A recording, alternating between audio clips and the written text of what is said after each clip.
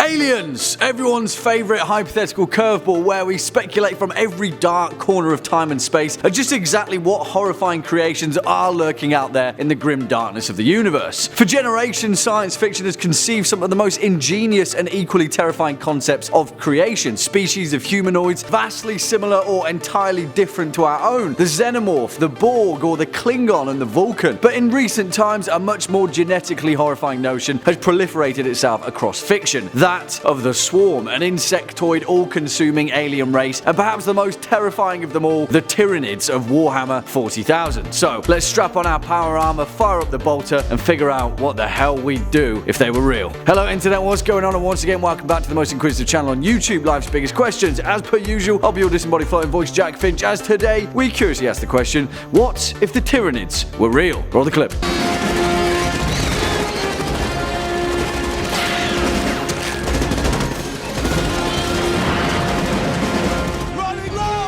For the curious amongst you, that clip was from 1997's Starship Troopers, because very quickly throughout this video you'll come to the realization that, in fact, the only good bug would be a dead bug. That's if we want to survive the Tyranid onslaught, of course, and Starship Troopers does a great job to visually set the scene. But also take what you know about the warrior bugs from Klendathu and then multiply them by a trillion billion, because the Tyranids are far more terrifying and on a much more massive scale than we could ever comprehend. But what are they? It's probably important that we paint that picture first, isn't it? Well, essentially, in the fictional grim dark universe of Warhammer 40k, the Tyranid are the horrifying manifestation of the phrase life finds a way. They are a xenospecies of weaponized biology that has one prime directive: consume and reproduce. In fact, the Tyranids aren't an alien species in the conventional sense, but instead are a form of a spacefaring ecosystem comprised of endless, unfathomable numbers of different bioforms, which are all essentially a variation of the same genetic theme. Collectively, the Tyranids form a monstrous superorganism that ravages its way across the universe, consuming entire planets in its wake and adding their useful evolutionary traits into their ever-expanding biomass. The Tyranids' numbers are vast beyond comprehension, swarms so large that they block out the very stars, yet each and every creature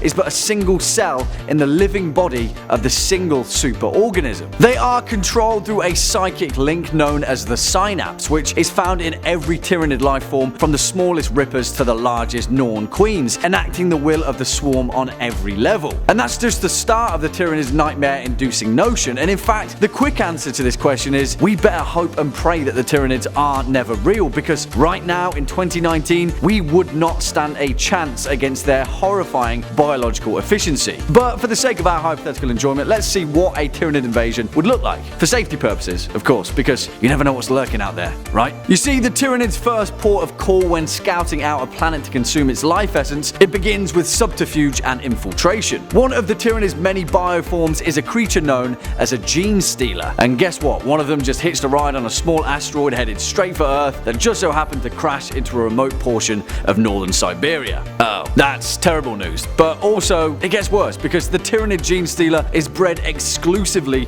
to infiltrate a population and then begin impregnating a human host of any gender, creating a race of Genestealer hybrids, which eventually leads to what is known as a Genestealer Cult. And guess what? In this hypothetical scenario, a Genestealer Cult has begun to quickly emerge across Russia, and then the rest of Europe, and then Asia, and then the whole planet. You see, this particular function is pretty much why we wouldn't stand a chance against a Tyranid invasion. And that's without counting the fact that their swarm is beyond numerical comprehension. The Tyranids are too efficient at destroying and consuming planets. The role of the Genestealer Cult is to instigate a global rebellion with the goal of weakening the planet's defenses over years, perhaps decades, sowing the seeds of chaos through political, economic, environmental, and societal means before the main Tyranid hive fleet shows up for dinner. And if that is the case, our Earth is currently looking pretty primed for a Tyranid feast. After all, how are we ever going to even hope to defend our planet against a hive fleet swarm when we can't even decide whether global warming is a thing or not?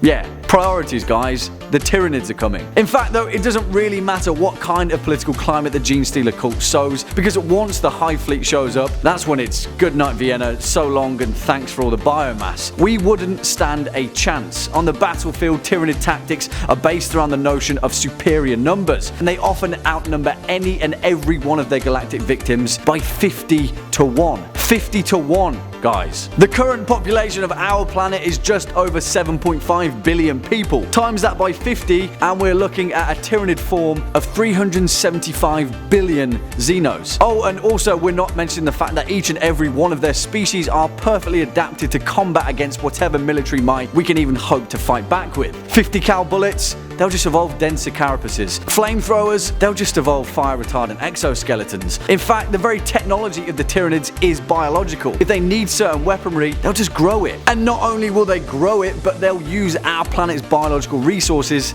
to do so. Salt in the wound. As they consume more and more, they only serve to strengthen their capabilities. In many ways, they're the perfect storm and swarm all rolled into one. We'd have to contend with hive tyrants, broodlords, Tyranid warriors, lictors, gaunts, gargoyles, rippers, carnifexes, biovores, trigons, morlocks. Horrifying names for horrifying creations. But still, it doesn't even end there, because even if, hypothetically speaking, we manage to somehow fight back against the Tyranid swarm, destroying the Hive Fleet ship and severing their synaptic link from each other, breaking their ranks and slowly chipping away at their numbers, even if we did all of that, we'd still be screwed, because even the smallest molecule of Tyranid DNA can serve to repopulate its species. They are the galactic equivalent of bedbugs. If you've got them, you better set your damn bed on fire for a few days. And when we aptly apply that same principle to Earth, we'd literally have to cauterize every damn corner of our planet, save for the fear of it being somehow contaminated by Tyranid DNA. I mean, I'm sure you're hoping for some kind of hopeful answer, right? We've done far too many of these hypothetical scenarios that gleefully end with, oh,